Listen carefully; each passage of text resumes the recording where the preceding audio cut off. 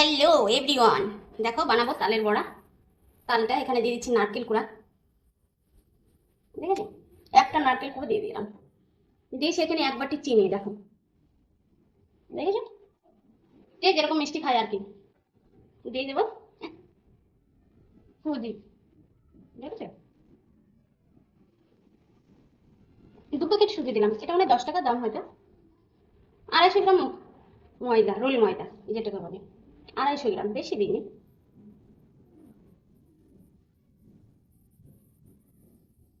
দিয়ে এটা আমি মাখবো, মেখে মোটামুটি আধ ঘন্টার মতো রেখে দেবো।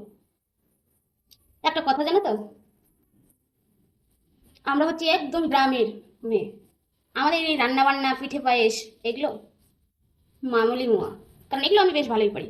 যারা নাকি গরিব ঘর থেকে বিলং করে তারা মায়ের কাছ থেকে সব কিছুই শিখে নেয়। কারণ কি বলে তো, দেখবে যারা খুব গরিব তাদের কিন্তু খুব তাড়াতাড়ি বিয়ে হয়ে যায়। কেন জানো তো, তাদের আর্থিক অবস্থা এতটাই খারাপ থাকে যে বাবা মা চেষ্টা করে যে আমার মেয়েটাকে তাড়াতাড়ি বিয়ে দিলে একটু ভালো জায়গায় তো ভালো থাকতে পারবে, সুখে থাকতে পারে, এই কারণে খুব শীঘ্রই বিয়ে দিয়ে দেয়।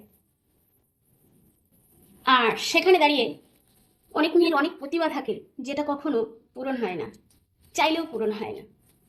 তাই আগে হয়তো সোশ্যাল মিডিয়া ছিল না, এখন সোশ্যাল মিডিয়া হয়ে গরিব ঘরের মানুষও দেখবে অনেক কিছু পূরণ করছে, অনেক নিজের পায়ে দাঁড়াচ্ছে। আমার বরাবরই একটা ইচ্ছে ছিল যে নিজের পায়ে দাঁড়ানোর, কিন্তু কখনো হয়ে ওঠেনি।